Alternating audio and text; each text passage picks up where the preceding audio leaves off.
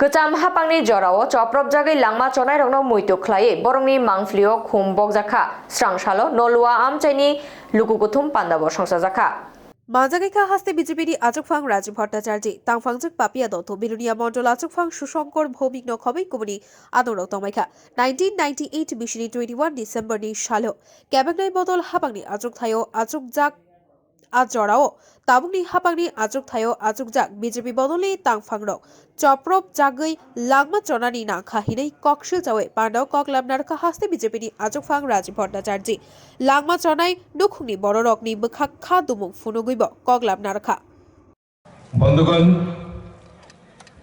আজকে ঋষ্যমুখ মণ্ডলের উদ্যোগে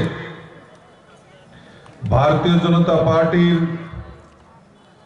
কার্যকর্তারা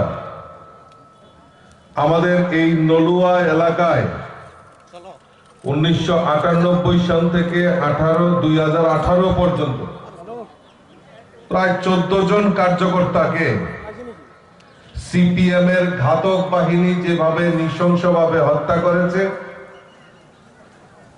ওই শহীদ পরিবারদের প্রতি সম্মান জানানোর জন্য এবং যারা এই শহীদ হয়েছে তাদের প্রতি শ্রদ্ধা জানানোর জন্য আজকের এই সভার আয়োজন করা হয়েছে।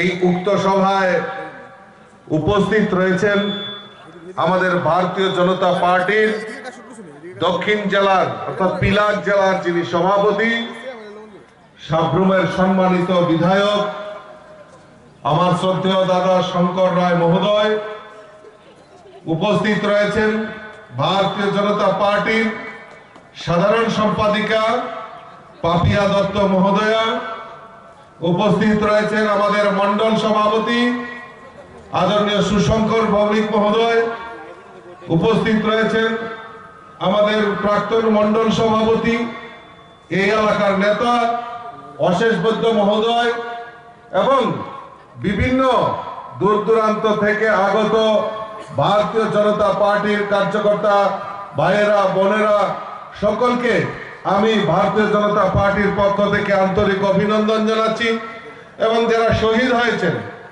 তাদের প্রতি আমি শ্রদ্ধা নিবেদন করছি।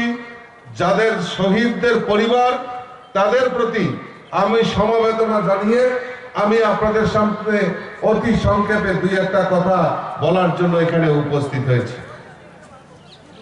বন্ধুগণ, আজকে ভারতীয় জনতা পার্টি সিদ্ধান্ত নিয়েছে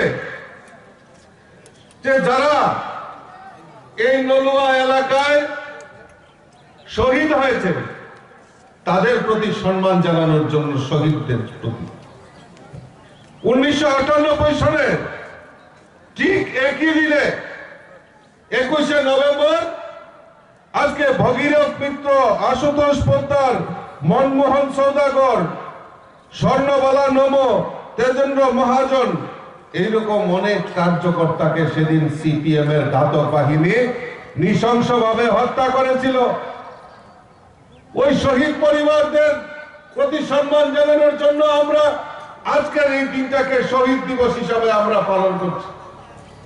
আমি যারা এখানে উপস্থিত হয়েছেন, আমার মাতৃশক্তি, আমার ভাইয়েরা দাদারা যারা এখানে উপস্থিত হয়েছেন, আমি তাদের কাছে প্রশ্ন রাখতে চাই, এই যে তারা শহীদ হয়েছেন ভগীরথ মিত্র, আশুতোষ পোদ্দার, আমি নিশ্চয়ই জানি আপনারা অনেকেই নামগুলি শুনেছেন, অনেকে হয়তো ব্যক্তিগতভাবে জানেন। তাদের অপরাধ কি ছিল? তাদের কোনো অপরাধ ছিল না, তাদের একটাই অপরাধ ছিল, তারা সিপিএম এর বিরুদ্ধে, অন্যায়ের বিরুদ্ধে সেদিন প্রতিবাদ করেছিল, গর্জে উঠেছিল, তাই তাদেরকে নৃশংসভাবে ওই সিপিএম, ওই কমিউনিস্টের ঘাতক বাহিনী তাদেরকে নৃশংসভাবে হত্যা করেছে। শুধু তাই নয়, আজকে ত্রিপুরা রাজ্যের মতো জায়গায় দক্ষিণ ত্রিপুরা এলাকায় যখন আমরা ঘুরে ফিরে দেখি, সমস্ত জায়গায় এই 25 বছরের সিপিএম এর রাজত্বে একটাই শুধু নির্মাণ করেছে, সেটা হলো শহীদ বেদি নির্মাণ করেছে। সিপিএম এর বিরুদ্ধে কোনো লড়াই করা যাবে না। 25টা বছর এই রাজ্যের বুকে রাজত্ব করেছে, আর মানুষকে যত পারো নৃশংসভাবে হত্যা করা থেকে শুরু করে মানুষকে অত্যাচার করে আজকে ত্রিপুরা রাজ্যে 25টা বছর রাজত্ব করেছে কমিউনিস্টরা। আর আজকে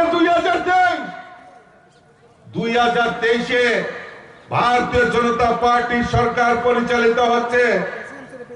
2022-এ এবং 23-এ দাঁড়িয়ে ওনারা বক্তব্য রাখছেন। আগরতলার আস্তাবল ময়দানে কিছুদিন আগে সভা করেছেন সিপিএম, বক্তব্য রাখছেন বিরোধী দলের নেতা প্রাক্তন মুখ্যমন্ত্রী যে বিজেপির রাজত্বে গণতন্ত্র নেই, বিজেপির রাজত্বে আজকে গণতন্ত্র লুণ্ঠিত হচ্ছে, স্বাধীনতা নেই, কথা বলার কোনো প্রয়াস নেই। আমি প্রশ্ন রাখতে চাই ওই বিরোধী দলের নেতা, কমিউনিস্টের নেতা মানিক সরকারকে প্রশ্ন রাখতে চাই আপনাদের মাধ্যমে। আজকে এই নলুয়াতে 14 জনকে কার্যকর্তাকে খুন করা হয়েছিল, আপনারা সেই সময় ক্ষমতায় ছিলেন, এখন পর্যন্ত ত্রিপুরা রাজ্যের মানুষ জানতে পারেনি কারা এই নৃশংসভাবে হত্যা করেছে। শুধু তাই, আজকে সিপিএম এর মন্ত্রী, স্বাস্থ্যমন্ত্রী ছিলেন বিমল সিনহাকে নৃশংসভাবে হত্যা করেছে ত্রিপুরা রাজ্যের মানুষ জানতে পারেনি। আমি প্রশ্ন রাখতে চাই আপনাদের মাধ্যমে ওই প্রাক্তন মুখ্যমন্ত্রীকে, 25 বছর আপনারা শাসন ক্ষমতায় ছিলেন, বিমল সিনহাকে হত্যা করেছে, আজ পর্যন্ত ত্রিপুরা রাজ্যের মানুষ জানতে পারেনি। কংগ্রেসের বিধায়ক মধুসূদন সাহা, রাজধানী আগরতলার মোটর স্ট্যান্ড এলাকা ওনার বাড়ি, দিনে দুপুর বেলায় উনার বাড়ির সামনে উনাকে হত্যা করেছে সিপিএম এর রাজত্ব সেই সময়। আজ পর্যন্ত ত্রিপুরা রাজ্যের মানুষ তা জানতে পারেনি কারা খুন করেছে। আজকে ত্রিপুরা রাজ্যে আগরতলার সদর এসডিএম এর, যেখানে আগরতলার প্রাণ কেন্দ্র সদরের এসডিএম সুখরাম দেববর্মাকে তার চেম্বারের বাইরে নৃশংসভাবে হত্যা করেছে, আজ পর্যন্ত ত্রিপুরা রাজ্যের মানুষ জানতে পারেনি।